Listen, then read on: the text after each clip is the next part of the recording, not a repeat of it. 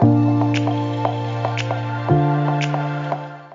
to our second episode on the series on incentive policies by EY India Insights podcast.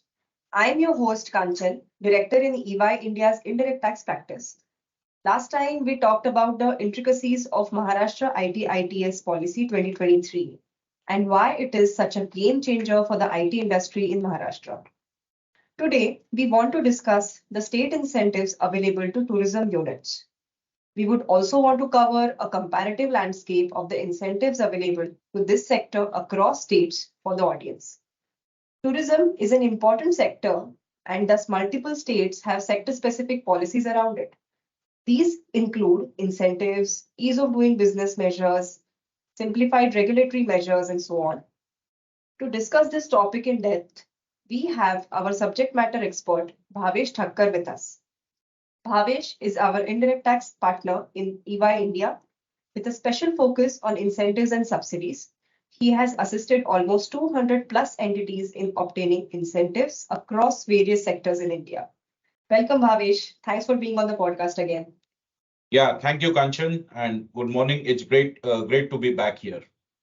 So to start off with our tourism sector related discussion, can we talk a little bit about the focus placed on the tourism industry, specifically by different state governments? Yes, certainly. So the tourism sector is one of the focus areas from state governments, and rightly so because it has a high potential for employment generation and also the earnings in foreign exchange it can generate. So this is apparent through the tourism specific policies announced as well as its classification as a trust sector in many of the states. That's indeed a positive for investors in this sector. So who all can avail these incentives for tourism sector?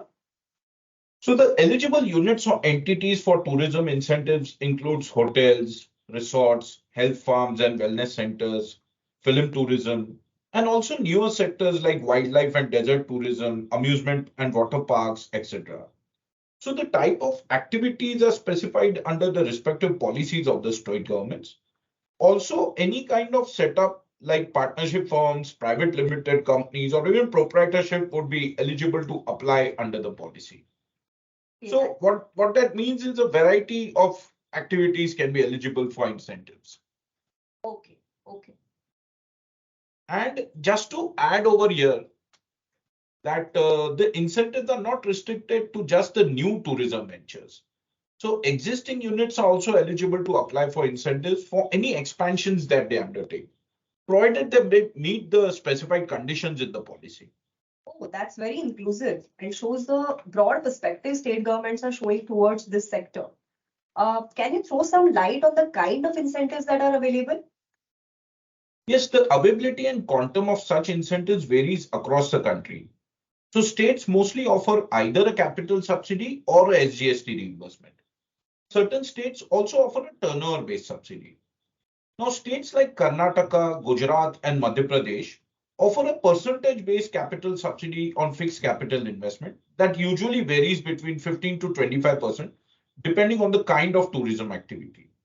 This is a straight cashback based on the actual eligible capital expenditure incurred within the set time period. Moving to SGST, Maharashtra offers a 50 to 100% net SGST reimbursement for a 10-20 years based on the location and size of the investment.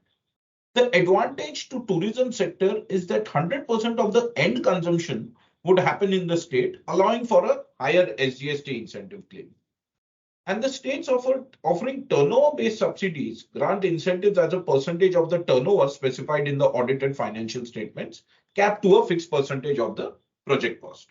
So that's good. So overall, the benefits we can see are capital subsidy and tax link subsidy. So are there any other incentives in addition to these? Yes, indeed. So other incentives are usually expenditure linked incentives such as stamp duty exemption on lease or purchase of land or building and electricity duty exemption for a specified period or say an employment training cross reimbursement. Again, these vary from state to state. So together, these incentives result in a positive cash flow support during the investment life cycle. Absolutely. So are these incentives influenced by any specific factors?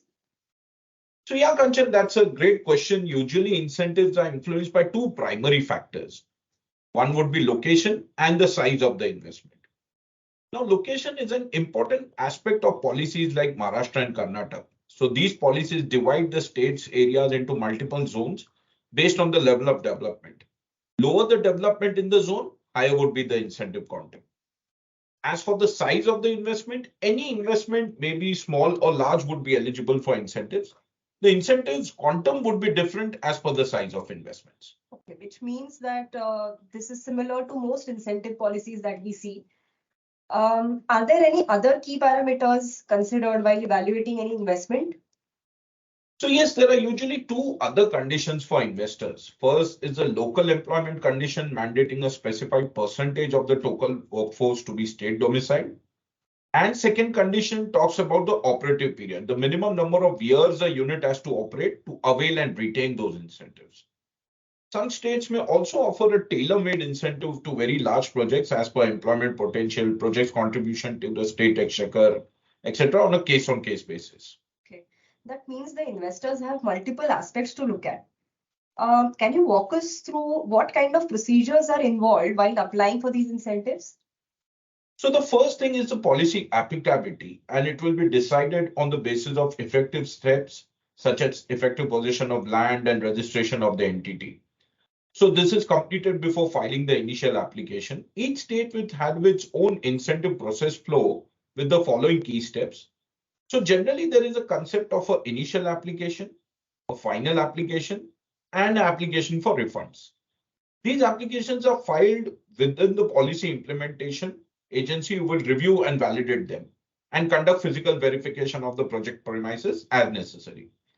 It's important to note that if the timelines are not adhered to, it may directly impact the availment of incentives. Oh, that means applying at the right juncture is the most important thing. Absolutely, Kanchan. Okay, so any concluding remarks? What are the aspects that may easily get missed out or?